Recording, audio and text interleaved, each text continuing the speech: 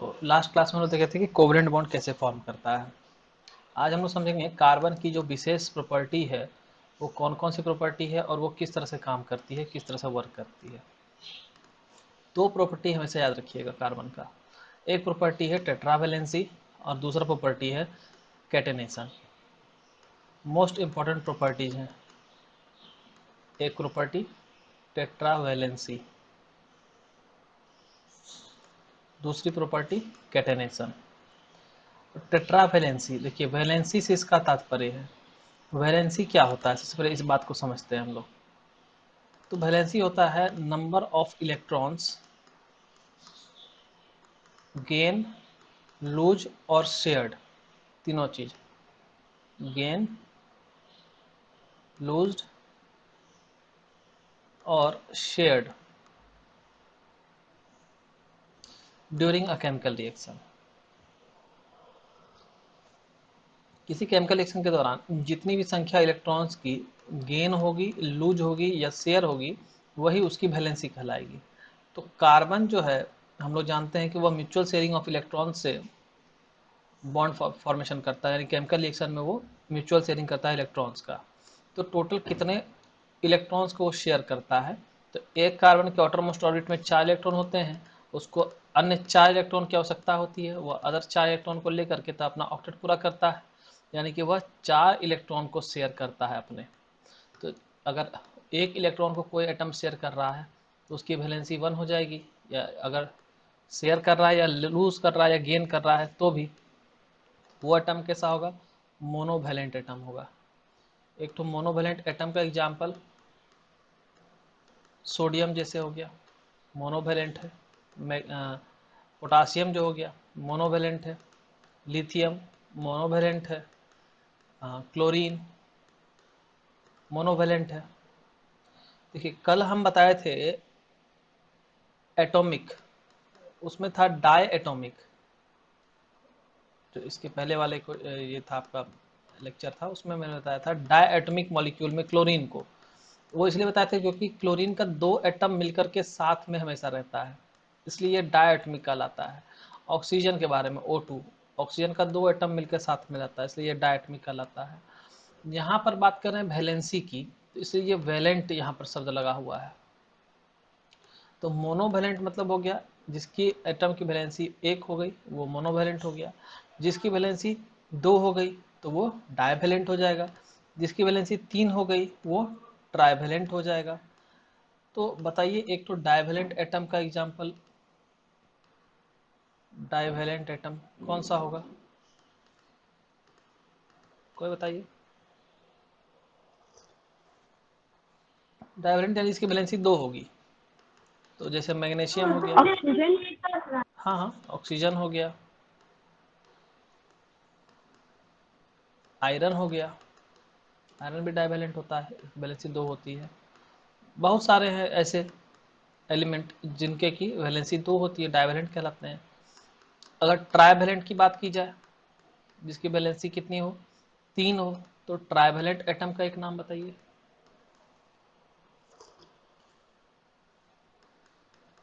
Nitrogen. Aluminium, nitrogen.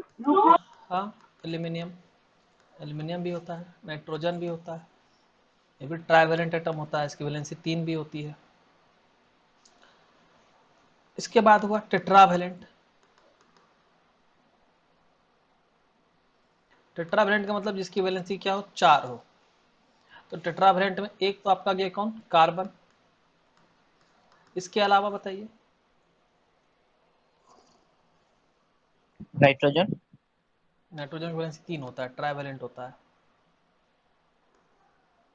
Silicon, germanium. हाँ, silicon, germanium, carbon, silicon, germanium तीनों ही tetravalent atom होते हैं, इसकी वैलेंसी 4 होती है, इस चीज़ को याद रखिएगा। तो मोनोवैलेंट का एग्जांपल याद रखिएगा, सोडियम, पोटासियम, लिथियम, क्लोरीन, और भी होता है फ्लोरीन, ब्रोमीन, सभी जो है मोनोवैलेंट एटम होते हैं। डाइवैलेंट में याद रखेंगे जैसे मैग्नीशियम, ऑक्सीजन, आयरन, ये सभी डाइवैलेंट एटम होते हैं। ट्राइवैलेंट की बात अगर की जाए तो नाइट्रोजन ट्राइवैलेंट होता है, आयरन भी ट्राइवैलेंट होता है बहुत जगह पर, वैलेंसी 3 दिखाता है। एल्यूमिनियम भी ट्राइवेलेंट होता है, Al3+ बनाता है। टेट्रावेलेंट की अगर बात की जाए, carbon, silicon Si silicon, germanium Ge germanium, ये टेट्रावेलेंट एटम होते हैं। यानी इनकी वैलेंसी कितनी होती है? 4 होती है। इसकी वैलेंसी 3 होती है, इसकी वैलेंसी 2 होती है, इसकी वैलेंसी 1 होती है। वैलेंसी को अगर डिफाइन करना हो तो वैलेंसी क्या होता है? Combining capacity. अगर इसको बहुत सीमित शब्दों में अगर कहा जाए, combining capacity of an element.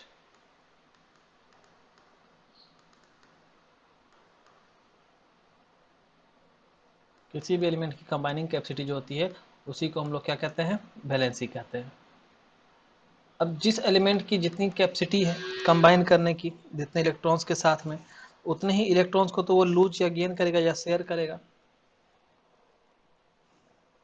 उतनी ही उसकी वैलेंसी होगी। कार्बन की बात करें, कार्बन क्या करता है? 4 इलेक्ट्रॉन्स को शेयर करता है, तो कार्बन की वैलेंसी 4 हो गई। तो हम लोग कहते हैं कार्बन कैसा होता है? टेट्रावेलेंट होता है। यानी कार्बन का 4 इलेक्ट्रॉन होता है उसके आउटर मोस्ट सेल में, इसलिए इसको 4 और इलेक्ट्रॉन की आवश्यकता होती है to achieve stable 8 electron inert gas electronic configuration. यानी अपने ऑक्टेट को पूरा करने के लिए इसको 4 और अधिक इलेक्ट्रॉन की आवश्यकता होती है, जो कि शेयरिंग करके ये पूरा कर लेता है। इसलिए कार्बन की वैलेंसी 4 हो जाती है, जिस वजह से यह टेट्रावेलेंट एटम है। कार्बन को देखिएगा ना, तो ये चारों तरफ से बॉन्ड बनाता है, इधर से भी, इधर से भी, इधर से भी, इधर से भी। या फिर एक तरफ से 2 बॉन्ड, एक तरफ से 2 बॉन्ड बनाता है, या फिर एक तरफ से 3 बॉन्ड, एक तरफ से 1 बॉन्ड बनाता है। हाँ, कभी ऐसा नहीं देखिए कार्बन जो है एक साथ किसी दूसरे एटम के साथ जो है 4-4 बॉन्ड को बनाया हुआ है, ऐसा रेयर ऑफ द रेयरेस्ट नहीं मिलेगा ऐसा देखने के लिए। कार्बन की एक और बहुत अच्छी प्रॉपर्टी और बहुत ज़बरदस्त प्रॉपर्टी होती है सेल्फ कॉम्बिनेशन की। कॉम्बिनेशन बना होता है जुड़ना, कंबाइन होना, और सेल्फ मतलब हुआ खुद के जैसे के साथ में। इसी को हम लोग कैटेनेशन के भी नाम से जानते हैं। तो कार्बन की एक यूनिक प्रॉपर्टी होती है, बहुत अलग प्रॉपर्टी होती है कि यह कंबाइन करता है खुद के साथ, अपने ही जैसे एटम के साथ, एटम टू एटम, और लॉन्ग चेन बनाता है। यानी एक कार्बन का एटम दूसरे कार्बन के एटम के साथ जोड़ता है, या तीसरे के साथ जोड़ता है, ये चौथे के साथ जोड़ता है, ये पांचवें के साथ जोड़ता है, ये छठे के साथ, है ना। तो एक कार्बन दूसरे कार्बन के साथ जुड़ता है। कल या लास्ट क्लास में जो हम लोग देख रहे थे क्लोरीन का एग्जाम्पल, क्लोरीन में क्या हो रहा था? एक क्लोरीन दूसरे क्लोरीन एटम के साथ जुड़ करके Cl2 डायटोमिक मॉलिक्यूल बना रहा था। तो अब कहिए कि तो क्लोरीन भी कर लेता है, जुड़ जाता है। तो इसमें खास क्या है? इसमें खास यह है कि कार्बन जो है अनएंडिंग नेटवर्क बनाता है, जिसमें कि एक दूसरे के साथ जुड़ता चला जा रहा है, कहीं खत्म नहीं हो रहा है। लेकिन यहाँ पर क्या हुआ? 2 एटम मिल गया तो ये यहाँ पर खत्म हो गया, बस 2 ही एटम मिलकर रह गया। अब कहेगा कि ऐसा तो और भी कोई ना कोई ऐसा एलिमेंट जरूर होगा जो कि इसी तरह की प्रॉपर्टी को एग्जिबिट करता होगा। जरूरी थोड़ी है कि कोई प्रॉपर्टी को सिर्फ और सिर्फ कार्बन ही एग्जिबिट करे। तो निश्चित रूप से ऐसा जरूरी नहीं कि सिर्फ और सिर्फ कार्बन ही इस प्रॉपर्टी को फॉलो करे। अदरवाइज जो और एलिमेंट्स होते हैं जैसे कि सिलिकॉन हो गया, जर्मेनियम हो गया, वह भी इस प्रॉपर्टी को कुछ दूर तक फॉलो करते हैं। सिलिकॉन भी कार्बन के ही जैसे एंड टू एंड जुड़ता है दूसरे सिलिकॉन के साथ में, और यह भी एक चेन बनाता है।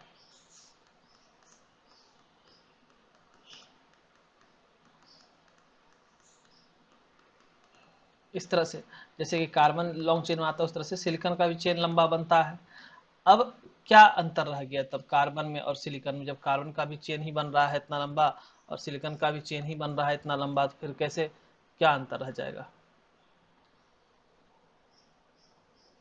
इस चीज को समझना है। इसमें सवाल यह आता है कि दोनों चेन में से स्ट्रॉन्ग चेन किसका बनेगा, सिलिकॉन का या कार्बन का? तो निश्चित रूप से यहाँ जो स्ट्रॉन्ग चेन की बात होगी तो स्ट्रॉन्ग चेन या स्ट्रॉन्ग बॉन्ड जो होगा ये कार्बन एटम के द्वारा बनाया जाएगा। यद्यपि दोनों का दोनों बॉन्ड जो है कोवेलेंट ही है, तो ये भी बॉन्ड कोवेलेंट है और ये भी बॉन्ड कोवेलेंट है। अभी तक तो आप लोग कोवेलेंट बॉन्ड के बारे में ये समझ गए होंगे कि, या कोई भी बॉन्ड के बारे में यह समझ गए होंगे कि जो बॉन्ड्स होते हैं माना वो कोई फिजिकल चीज नहीं है, बल्कि वो क्या एक तरह से फोर्स ऑफ अट्रैक्शन है। माना समझिए कि जो एक चुंबक को यहाँ रख दिए हैं, इसका अगर यहाँ पर नॉर्थ पोल है, इसके पास में अगर हम लोग साउथ पोल का कोई दूसरा मैग्नेट लेके जाएंगे, दोनों क्या करेगा, एक दूसरे को अट्रैक्ट करेगा, unlike pole attract each other. तो कैसे एक दूसरे को अपनी तरफ खींचेगा, तो खींचे तो क्या होगा, आकर के दोनों सट जाएगा, जुड़ जाएगा आपस में। इस तरह से दोनों मैग्नेट आपस में आकर के एक साथ जुड़ जाएगा। अब इसको हटाने के लिए हम लोग को एक्स्ट्रा एनर्जी लगाना पड़ेगा। तो क्या इसके बीच में कोई बॉन्ड हम लोग को दिखाई दे रहा है क्या, कुछ दिखता है, कुछ नहीं दिखाई देता है।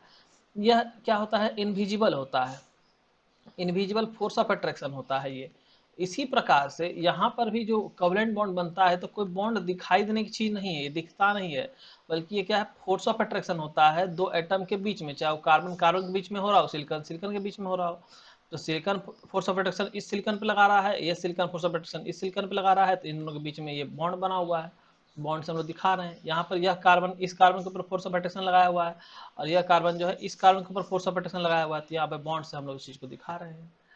अब यहीं पर बात उठता है कि जो ये कार्बन है और ये सिलिकॉन है, इन दोनों में से स्ट्रॉन्गर बॉन्ड किसका होगा, तो और क्यों होगा। तो सबसे पहले हम लोग चलते हैं इलेक्ट्रॉनिक कन्फिग्रेशन पे। देखिए, आठ सवाल अगर आपसे पूछा जाता है केमिस्ट्री में, तो उसका 6 सवाल का जवाब आपका जो है ना, वो इलेक्ट्रॉनिक कन्फिग्रेशन है।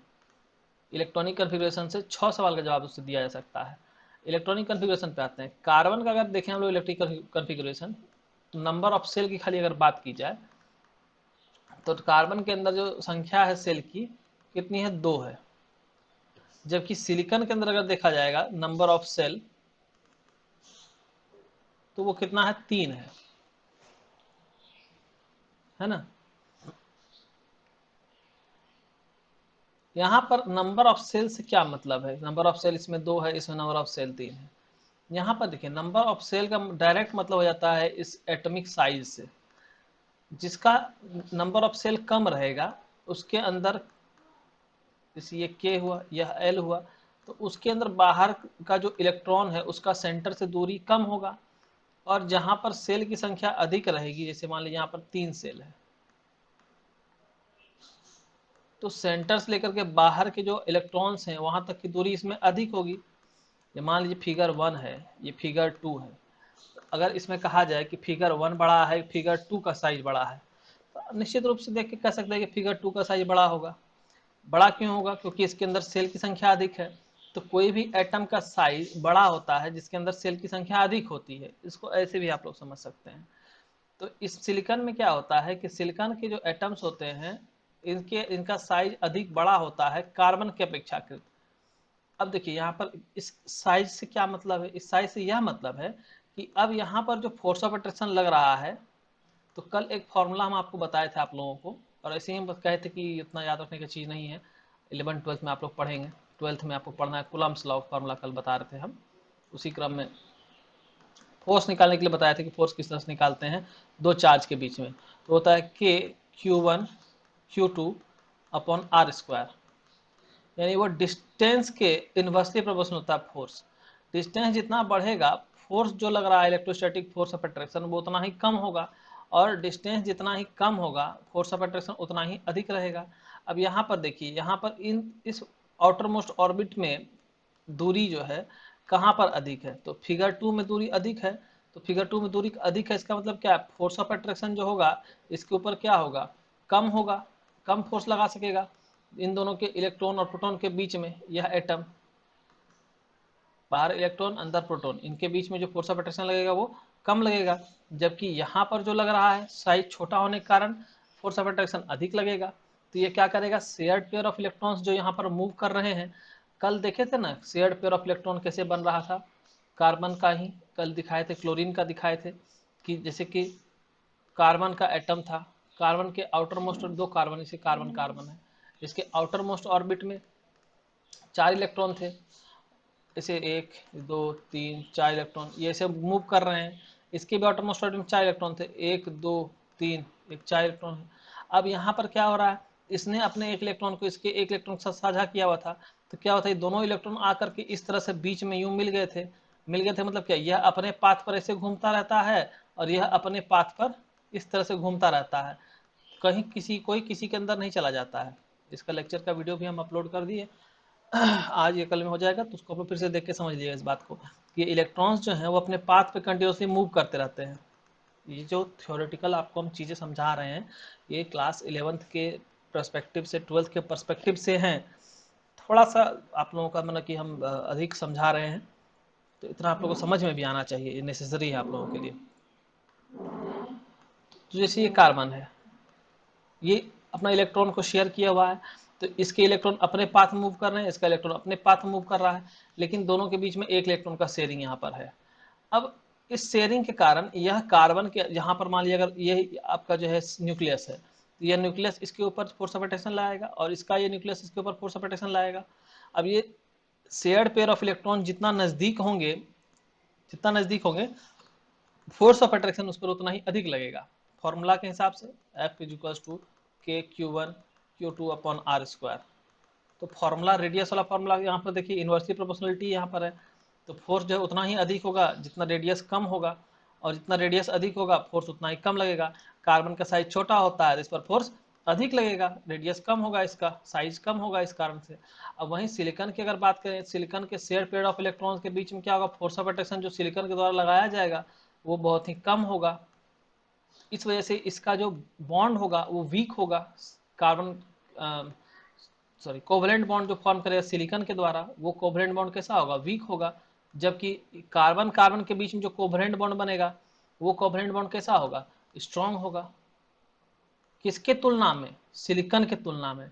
अगर कहिए कोवलेंट बॉन्ड और आयनिक बॉन्ड, इन दोनों में कौन मजबूत होगा, तो हमेशा आयनिक बॉन्ड मजबूत होगा कोवलेंट से। कोवलेंट बॉन्ड वीक बॉन्ड होते हैं आयनिक के तुलना में।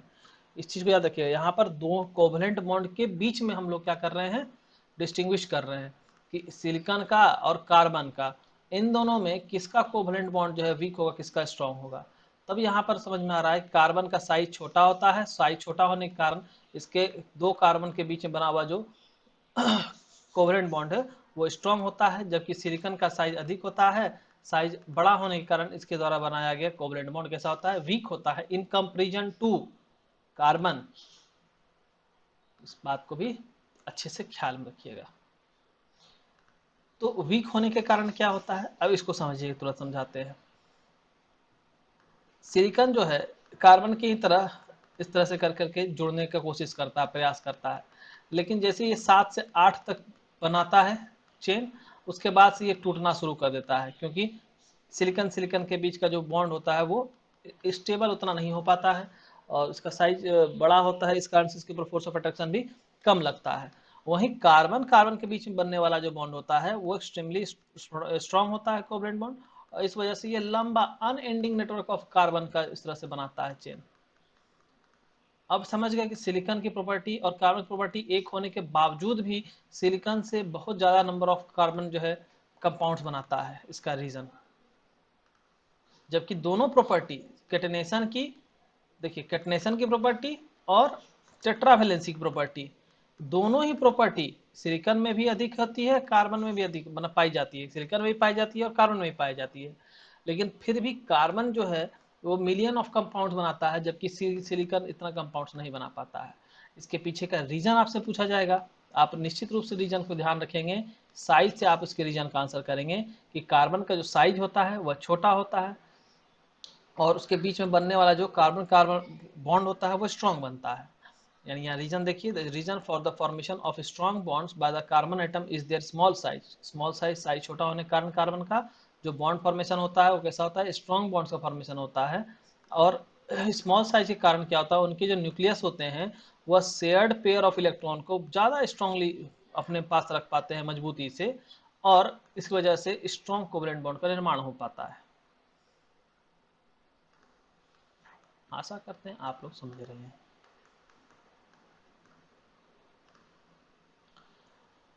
अब देखिए, जो कार्बन एटम होते हैं वो स्ट्रॉन्ग कोवलेंट बॉन्ड बनाते हैं दूसरे एलिमेंट्स के साथ भी। ऐसा जरूरी नहीं है कि कार्बन सिर्फ कार्बन के साथ ही स्ट्रॉन्ग कोवलेंट बॉन्ड बनाएगा, अदर एलिमेंट्स के एटम के साथ भी वो स्ट्रॉन्ग कोवलेंट बॉन्ड का निर्माण करते हैं।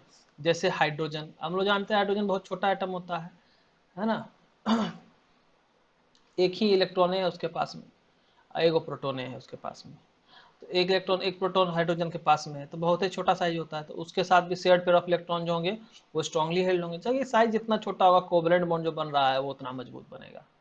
ऑक्सीजन, इसके पास ही दो ही होता है, नाइट्रोजन, सल्फर, क्लोरीन और अदर एलिमेंट्स के साथ भी मिलकर के ये स्ट्रॉन्ग कोवलेंट बॉन्ड बनाता है।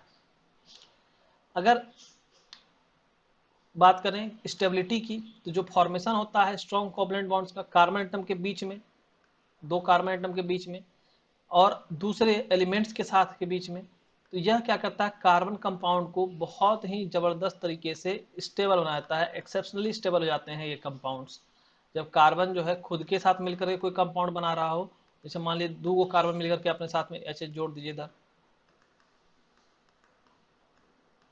ऐसा कंपाउंड बना लिया, एक तो मान लेते हैं एक तो ई कंपाउंड बना लिया, या ऐसा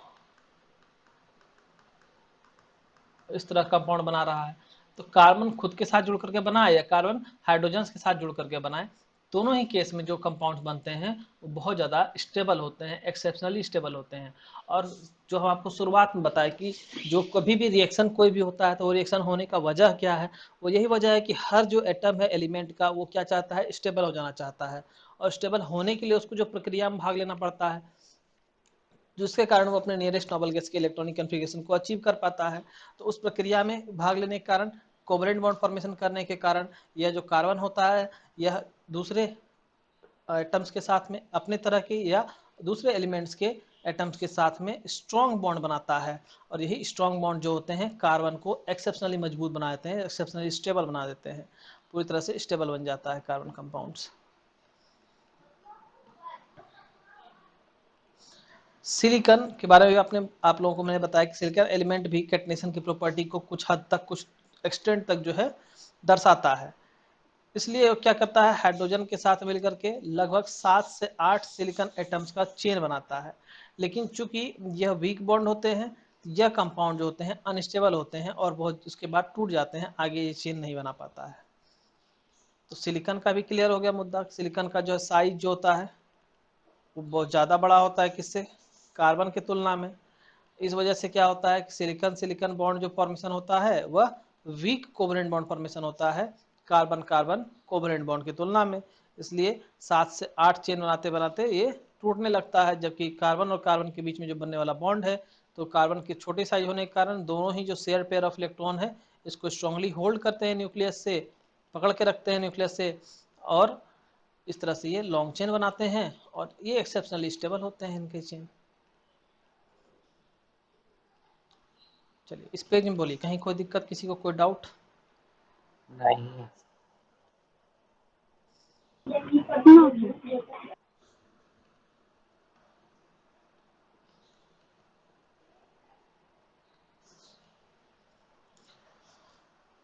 देखिए थोड़ा सा अकरेंस की बात कर लेते हैं, कार्बन किस प्रकार से मिलता है। तो कार्बन जो है नेचर में, प्रकृति में फ्री स्टेट में मिलता है एलिमेंट के रूप में, और कंबाइंड स्टेट में मिलता है यानी कंपाउंड के फॉर्म में दूसरे एलिमेंट के साथ में। अब फ्री स्टेट में कैसे मिलेगा और कंबाइंड स्टेट में कैसे मिलेगा, इसको देखते हैं। यानी अकरेंस जो है कार्बन का नेचर में दो स्टेट का हो गया, एक हो गया फ्री स्टेट, एक हो गया कंबाइंड स्टेट, एक कंबाइंड स्टेट एक फ्री स्टेट।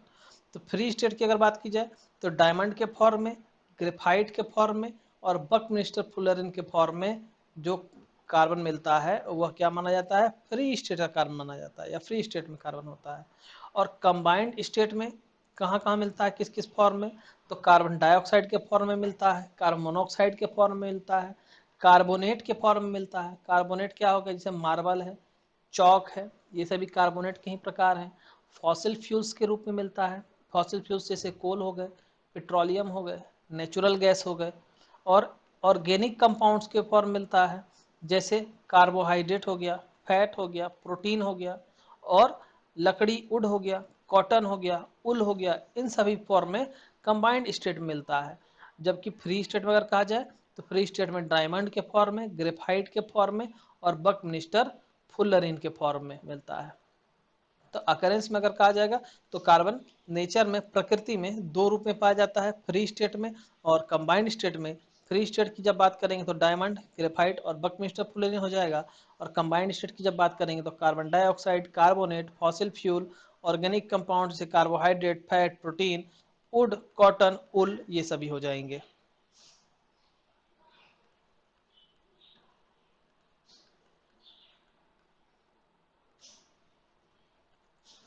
अब समझेंगे एलोट्रॉप्स क्या होते हैं कार्बन के। एलोट्रॉप देखिए खास तरह की चीज है।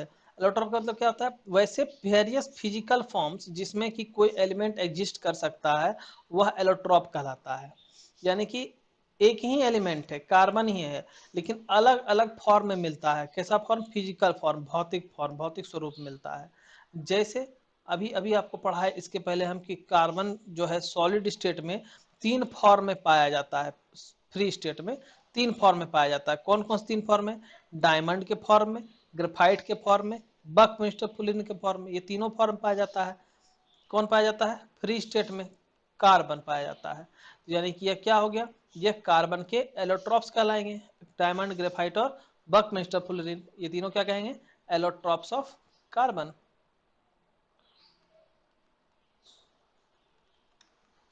अब एलोट्रॉप ऑफ कार्बन आपसे पूछा जाएगा what are the allotropes of carbon, तो आप कहेंगे इसमें diamond, graphite and buckminster fullerene are allotrope of carbon.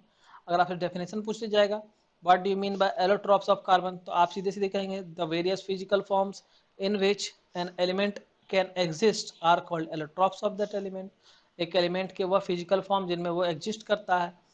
Diamond के फॉर्म में भी मिलता है कार्बन, ग्रेफाइट के फॉर्म में भी मिलता है, बकमिस्टर फुलरिन के फॉर्म मिलता है। तीनों क्या है, कार्बन है। तो ये क्या कहलाएगा, एलोट्रॉप कहलाएगा।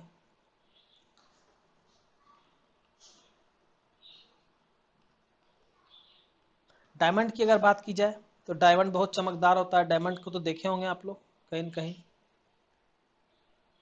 फिगरो नहीं बन रहा है, भोंपू बन गया डायमंड बनाने में।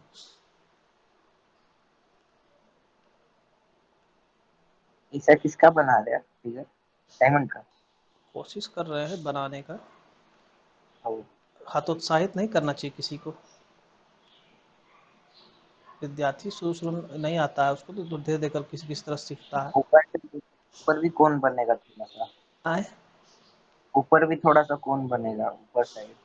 उपरोक्त कौन बनता है, हाँ, हल्का सा आधा कटा हुआ कौन। ऐसा होता है कुछ,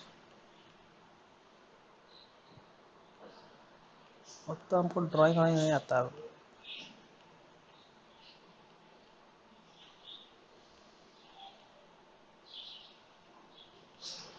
ऐसे वैसे कैसे होता होगा, मैंने आप लोग डायमंड देखमन किए हैं, गूगल कर लीजिएगा नहीं देखे तो डायमंड जो है, हाँ लगभग ऐसे ही होता है मिला जुला के। डायमंड जो है बहुत ही हार्ड होता है। अगर प्रॉपर्टीज के बारे में देखा जाए तो एक जो है कलरलेस ट्रांसपेरेंट सबस्टांस होता है जिसके अंदर बहुत ही तेज चमक होती है, चमकीला होता है बहुत ज़्यादा। एडी यानी अमेरिकन डायमंड तो आसानी से घर भर में मिल जाएगा देखने के लिए, पापा पापा से पूछिएगा उनके पास होगा अमेरिकन डायमंड। और क्या? हाँ, कुछ नहीं। हाँ अमेरिकन डायमंड तो मिल जाएगा घर भर में, देखिएगा अच्छा से। नहीं कहीं हो तो फिर लॉकडाउन खोलेगा तो सुप्रिया डायमंड ला के हम लोग दिखा देगी, उसके पास बहुत सारा है। सर आपके पास भी होगा, ऐसी बात नहीं है। अच्छा, है मेरे पास एडी है, एडी तो यही है। चलिए, कल खोज के रखेंगे, कल दिखाएंगे। हाँ मोटी कहीं रख दिए हैं खोल के।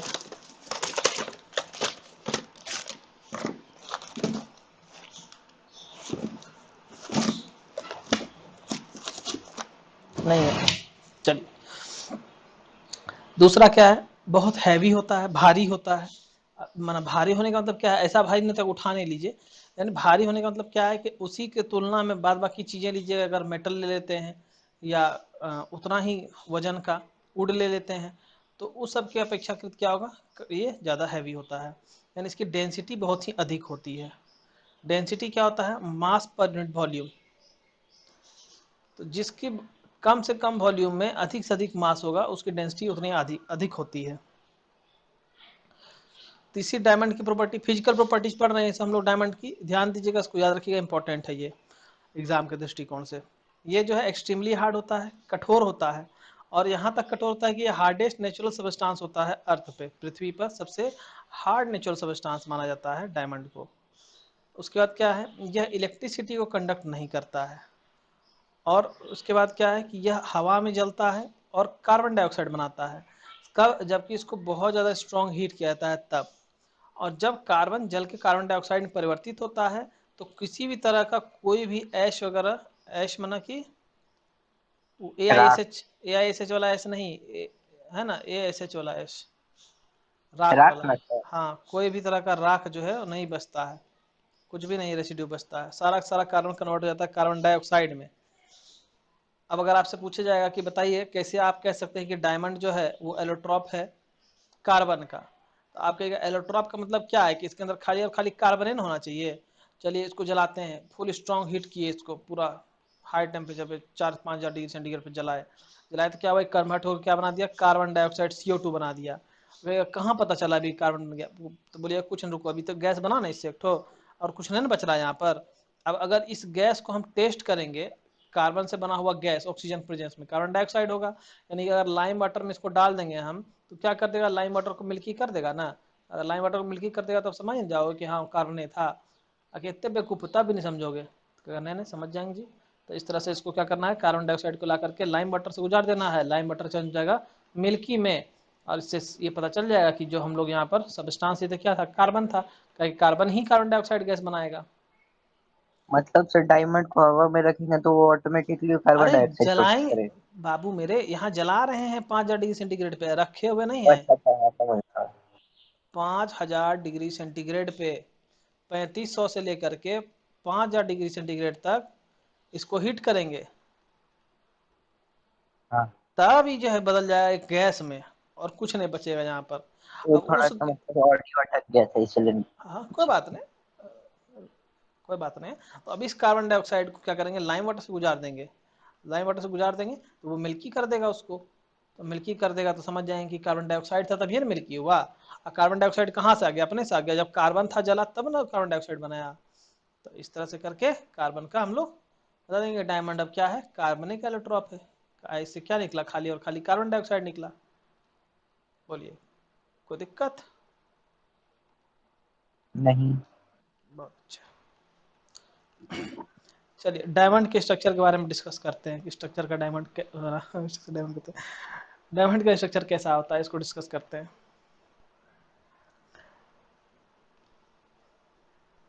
डायमंड का जो क्रिस्टल होता है एक जायंट मॉलिक्यूल यानी कि बड़ा मॉलिक्यूल होता है, जायंट होना बड़ा, एक बड़ा मॉलिक्यूल होता है, बहुत बड़ा होता है, वेरी बिग होता है। और किससे बना होता है, कार्बन से बना होता है, कार्बन के एटम से बना होता है। जितना कार्बन एटम होता है डायमंड के क्रिस्टल में, वह 4 अदर कार्बन एटम से लिंक होता है स्ट्रॉन्ग कोवलेंट बॉन्ड के द्वारा। बिल्कुल अभी समझिए, इसका इसका वीडियो रिप्रेजेंटेशन ढूंढेंगे, अगर मिलेगा तो वो भी करा देंगे, और नहीं तो पिक्चरल रिप्रेजेंटेशन से इसको समझा देंगे। जो आसपास के 4 कार्बन एटम होते हैं वो क्या करते हैं, चारों वर्टिसेस पर या कॉर्नर प्रेजेंट होते हैं एक रेगुलर टेट्राहेड्रन बनाते हुए। अब रेगुलर टेट्राहेड्रन आप लोग को हम दिखाए हैं क्या, कार्बन CH4 मॉलिक्यूल का स्ट्रक्चर दिखाए हैं कि ऐसे एक ठो ऊपर हाइड्रोजन ऐसे होता है, एगो हाइड्रोजन ऐसे पीछे होता है, एगो हाइड्रोजन जो है फ्रंट में होता है, एगो पीछे होता है, ऐसे करके। तो इसी तरह का होता है समझिए। इसमें क्या होता है, हाइड्रोजन जगह कार्बन लगल होता है सब में, और फिर उस कार्बन से कार्बन, फिर उस कार्बन से कार्बन, इस तरह से करके कार्बन कार्बन खाली इस तरह का चेन बनाता है। यानी कि एक कार्बन जो है वो अदर 4 कार्बन से जुड़ा हुआ होता है। यानी टोटल जो मॉलिक्यूल है उसके अंदर जितने एटम्स है वो सारे एटम्स ऑक्यूपाइड रहते हैं बॉन्ड फॉर्मेशन में ही। समझिए बात को।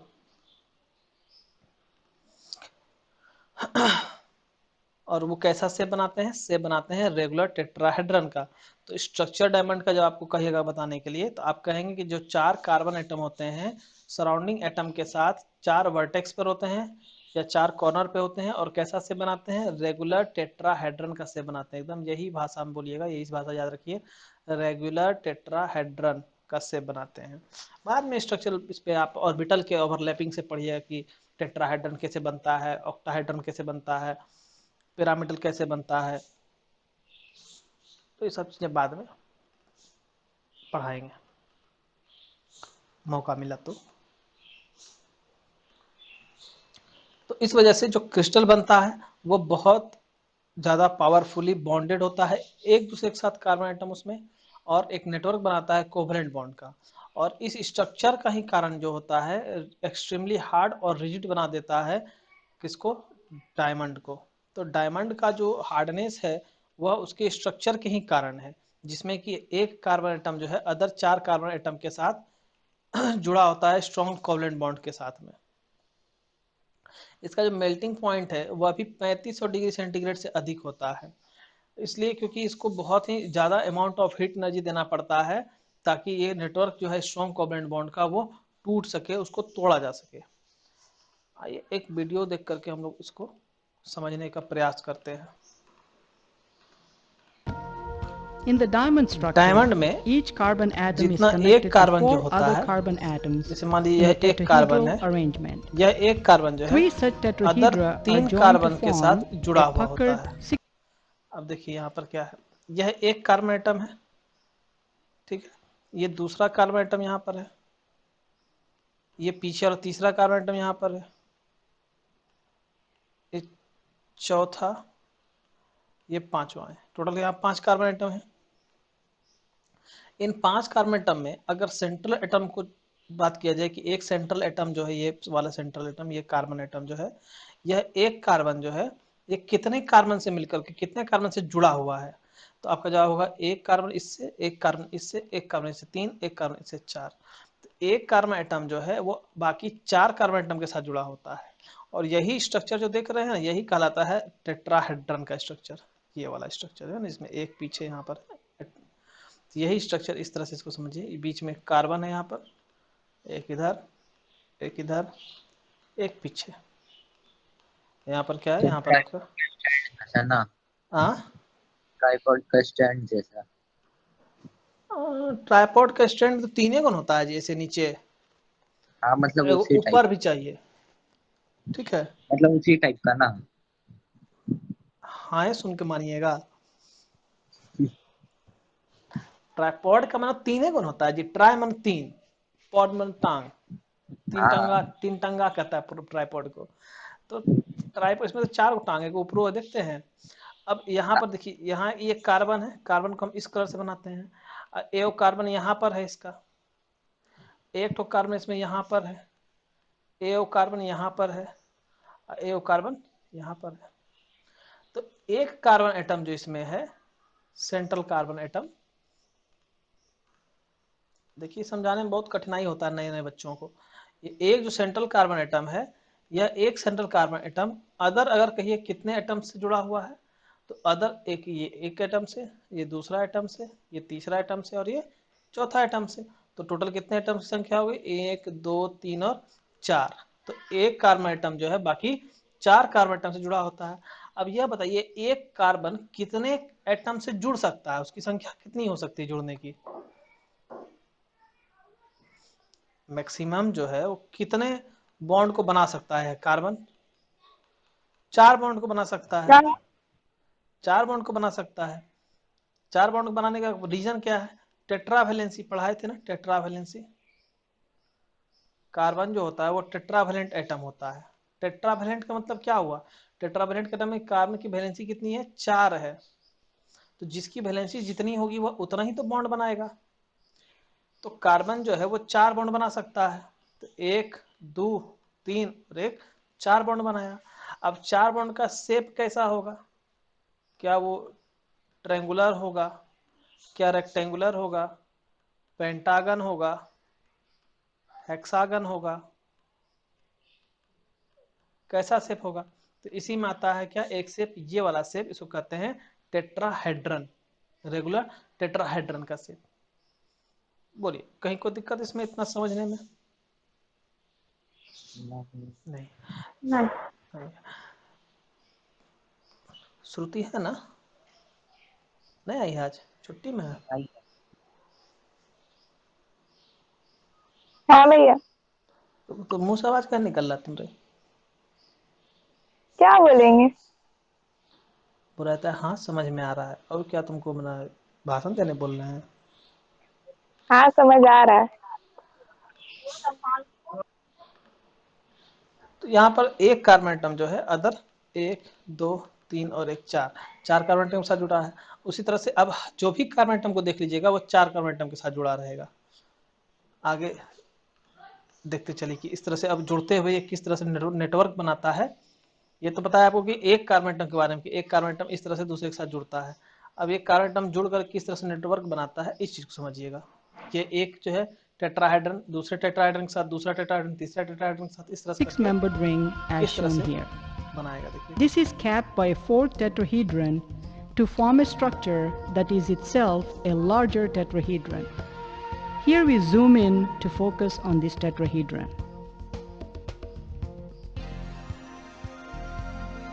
Repetition of this building block gives a larger structure that retains this tetrahedral shape as shown here. Diamond is an example of a network covalent solid, which means that it has covalent bonds that extend in 3 dimensions throughout the structure. Instead of a collection of small molecules, a diamond is essentially one large molecule. As a result, diamond is a good conductor of heat and is one of the hardest substances known.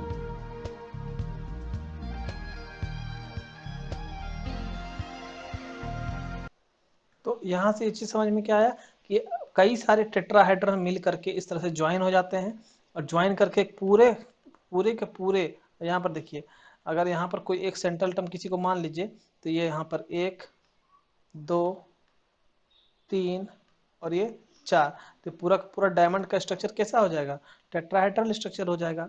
तो वो सारे के सारे इस क्रम में जुड़ते हैं कि पूरा का पूरे ओवरऑल मॉलिक्यूल को क्या करें, टेट्राहेड्रन के ही फॉर्म में रहने दिया जाए।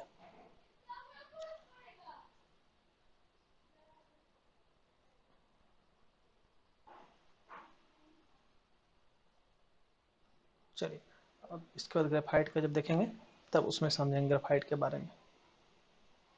डायमंड के बारे में इतना ही समझिए। तो डायमंड के बारे में इतना समझ गए कि इसका स्ट्रक्चर जो है टेट्राहेड्रन होता है। मेल्टिंग पॉइंट, बॉइलिंग पॉइंट के बारे में समझ गए। मेल्टिंग पॉइंट जो इसका 3500 डिग्री सेंटीग्रेड से अधिक होता है, बॉइलिंग पॉइंट तो लिक्विड का होगा, तो मेल्टिंग पॉइंट जो है 3500 डिग्री सेंटीग्रेड से अधिक होता है इसका।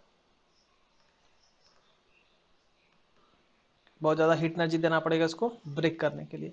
अब यहाँ से एक क्वेश्चन उठता है कि क्या डायमंड इलेक्ट्रिसिटी को कंडक्ट कर सकता है, is diamond a good conductor of electricity और नॉट। तो हम इसको डायरेक्ट ही क्वेश्चन बना करके ऐसा लिख दिए हैं कि जैसा डायरेक्टली इस टॉपिक से आपके एग्जाम में पूछेगा। 100% अगर इस टॉपिक से ये क्वेश्चन पूछा तो ऐसे ही पूछेगा कि डायमंड जो है वो बैड कंडक्टर होता है इलेक्ट्रिसिटी का। तो सबसे पहले यहाँ से तो एक ही आंसर मिल गया कि गुड कंडक्टर इलेक्ट्रिसिटी का नहीं होता है, कैसा होता है, बैड कंडक्टर होता है। अब सवाल उठता है कि क्यों बैड कंडक्टर होता है। तो कंडक्टर क्या होता है, कंडक्टर वैसा सबस्टांस होता है जिससे हो करके इलेक्ट्रॉन्स जो हैं वो क्या करते हैं, फ्लो करते हैं। हम लोग जानते हैं कि किसी भी अगर कंडक्टर से हम लोग क्या करें, इलेक्ट्रिसिटी को पास कराना चाहें उसके लिए एक वोल्टेज लगाएं, पोटेंशियल क्रिएट करें और इस तरह से इसको जोड़ दें तो क्या होता है। सर सेल गलत है, बहुत बढ़िया। बैटरी एक तो छठा वाला छुड़ी गया। हाँ तो हमको भी दिख रहा है यहाँ पर, इसको ठीक कर ले रहे हैं।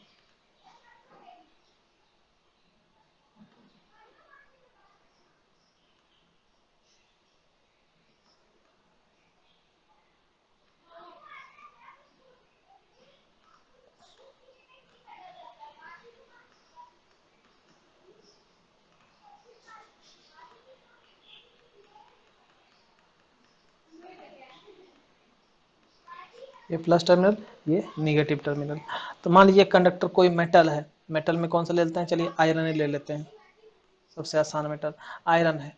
तो जो भी मेटल्स होते हैं उनके अंदर क्या होता है, फ्री इलेक्ट्रॉन्स होता है। एगो आयरन का एगो एलिमेंट नहीं लिए हैं, एगो टुकड़ा लिए हैं आयरन का रॉड का, तो उसके अंदर कई सारा इलेक्ट्रॉन्स होंगे। तो इलेक्ट्रॉन्स जो होते हैं वो पहले से प्रेजेंट होते हैं। अब सवाल आता है कि इलेक्ट्रॉन होता है इसके अंदर पहले से, तो इसको छूते हैं झटका काहे मारता है, करंट मारना चाहिए। तो दो वजह है इसका। एक तो क्या है कि ये एक स्पेसिफिक डायरेक्शन में नहीं होते हैं, ये इधर उधर रैंडमली जिधर तिधर मूव करते रहते हैं, ये वजह है। और दूसरा वजह क्या है कि इतने अधिक इलेक्ट्रॉन भी नहीं होते हैं कि वो करंट को कंस्टिट्यूट करा सके, इसलिए करंट नहीं बनता है। पोटेंशियल का कोई डिफरेंस नहीं क्रिएट होता है, इसमें सारा चार्ज जो है वो इक्वल हो जाता है। तो यहाँ पर क्या करते हैं हम लोग, एक पोटेंशियल क्रिएट करवाते हैं। कैसे, एक तो बैटरी जोड़ करके, ये प्लस टर्मिनल हो गया पॉजिटिव, ये माइनस टर्मिनल हो गया निगेटिव। निगेटिव मतलब क्या है, माइनस, यानी इसके पास क्या है, इलेक्ट्रॉन्स की अधिकता है, बहुत इलेक्ट्रॉन के साथ भरल है। अब प्लस इसके पास क्या है, इलेक्ट्रॉन की कमी है, ये नहीं बोल दिया यहाँ प्लस, इसका मतलब इसके पास प्रोटॉन बहुत ज्यादा है, पॉजिटिव चार्ज बहुत ज्यादा है, तो एक कमी है, ठीक है, कमी है इसके पास इलेक्ट्रॉन का, इलेक्ट्रॉन ना है इसके पास, गरीब है इलेक्ट्रॉन के मामला में, ठीक है। तो अब क्या होगा, इलेक्ट्रॉन यहाँ से निकलेगा और निकल करके किधर जाएगा, कम की तरफ। हम लोग जानते हैं ना पोटेंशियल जो होता है क्या होता है, कि एक जो हाई पोटेंशियल पर जो कोई चीज रखा हुआ हो वो किधर मूव करता है, हमेशा लो पोटेंशियल की ओर। एग्जाम्पल से समझाए थे कि एक घर में अगर पानी का टैंक है, उस पानी के टैंक में पूरा यहाँ तक पानी भरा हुआ है, एक ठो उसके नीचे मान लीजिए कि यहाँ पर पाइप लेकर के नल लगा दीजिए यहाँ पर, तो जब नल को खोलेंगे तो क्या होगा, उससे पानी बहेगा नीचे। क्यों, क्योंकि ये टैंक जो है ये क्या है, हाई पोटेंशियल पर है, ऊपर की ओर है, यहाँ पर अधिक पानी जल है, और यहाँ पर क्या है, लो पोटेंशियल, यहाँ पानी नहीं है, तो हाई पोटेंशियल से लो पोटेंशियल की ओर चीजें फ्लो करेंगी। तो यहाँ पर भी क्या है, इलेक्ट्रॉन बहुत अधिक है, यहाँ पर इलेक्ट्रॉन एकदम में कम है, तो इलेक्ट्रॉन यहाँ से क्या करेगा, फ्लो करेगा इस तरफ। फ्लो करने के रास्ते में क्या होगा, बहुत सारा इलेक्ट्रॉन इस तरह से निकलेगा। अब क्या होगा, ये बीच में इधर मिलेगा कि एगो इधर जा रहा है, उधर जा रहा है, सब कोई लाइन में करते हुए चले, अरे सीधा चलो, इधर चलो, सबको धक्का दे दे के इस तरह से करके ये सीधा एक लाइन में सबको पूरा कर देगा, इलेक्ट्रॉन उस तरफ से आकर के इस तरफ चला जाएगा। जब इलेक्ट्रॉन का मूवमेंट होगा from negative terminal to positive terminal, तो क्या होगा, करंट कंस्टिट्यूट करेगा सर्किट में, कहाँ से कहाँ, पॉजिटिव टर्मिनल से लेके कहाँ, निगेटिव टर्मिनल तक करंट जाएगा। करंट जो फ्लो करता है वो हमेशा in opposite to the direction of electrons करते हैं, एक कन्वेंशन है। इलेक्ट्रॉन की खोज बहुत बाद में हुई थी, सर जे थॉमसन ने इलेक्ट्रॉन की डिस्कवरी की थी, तो उसके बाद जो है करंट का जो डायरेक्शन था वो पहले से ही उसके एज्यूम किया गया था, from positive terminal to negative terminal. तो ये कंडक्टर होता है। तो इसके लिए क्या चाहिए, फ्री इलेक्ट्रॉन चाहिए। अब जो स्ट्रक्चर देखे थे हम लोग डायमंड का, तो डायमंड के स्ट्रक्चर में क्या था, ऐसे नॉर्मली एक कार्बन जो है वो क्या था, अदर 4 कार्बन के साथ इस तरह से करके जुड़ा हुआ था, ऐसे ही तो स्ट्रक्चर था उसमें। तो ये बताइए, एक कार्बन 4 को बॉन्ड बना सकता है। अब जितना वो बॉन्ड बना रहा है, तो बॉन्ड बनाने में क्या यूज हो रहा है, इलेक्ट्रॉन्स का ही तो इस्तेमाल हो रहा है बॉन्ड फॉर्मेशन में, और कौन सी लगेगा, और तो कुछ लग नहीं रहा है, इलेक्ट्रॉन्स ही इसमें यूटिलाइज हो रहे हैं। तो जितना इलेक्ट्रॉन कार्बन के पास था वो क्या किया, अपना सभ्य इलेक्ट्रॉन्स लगा करके क्या किया, बॉन्ड फॉर्मेशन में यूज कर लिया। तो जब इसके पास फ्री इलेक्ट्रॉन है ये नहीं है, तो ये इलेक्ट्रिसिटी को कंडक्ट कहाँ से करेगा, तो ये इलेक्ट्रिसिटी कंडक्ट नहीं कर पाएगा। क्यों नहीं कर पाएगा, क्योंकि इसके पास कोई फ्री इलेक्ट्रॉन नहीं बचता है, जितने भी इलेक्ट्रॉन होते हैं वह इसके स्ट्रक्चर को ही बनाने में लग जाते हैं। इस वजह से ये एक बैड कंडक्टर होता है इलेक्ट्रिसिटी का, जबकि ये हीट एनर्जी का कुछ गुड कंडक्टर होता है, हीट इसे ट्रांसफर होता है कुछ मात्रा में। तो जो कार्बन एटम होता है इसके पास 4 वैलेंस इलेक्ट्रॉन होते हैं। अब क्या है, कोई भी डायमंड क्रिस्टल में प्रत्येक एटम जो होता है वह लिंक्ड होता है 4 अदर कार्बन एटम से, किस चीज के द्वारा, कोवैलेंट बॉन्ड के द्वारा। इसलिए जितने भी 4 वैलेंस इलेक्ट्रॉन्स होते हैं प्रत्येक कार्बन एटम के, वो इस्तेमाल में आ जाते हैं बॉन्ड बनाने के। और बॉन्ड बनाने के इस्तेमाल क्या कारण क्या होता है, कोई भी फ्री इलेक्ट्रॉन नहीं बचता है। अब समझिएगा, फ्री इलेक्ट्रॉन और इलेक्ट्रॉन में फर्क है।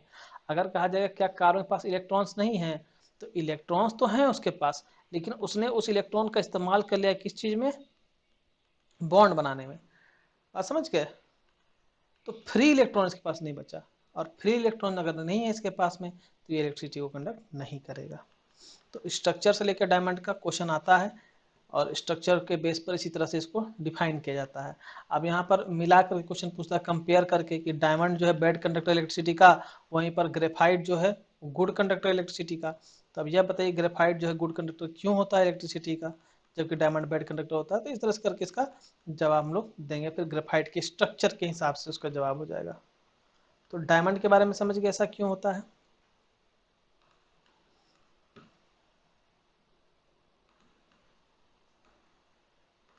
अब ग्रेफाइट के बारे में हम लोग नेक्स्ट क्लास में पढ़ेंगे।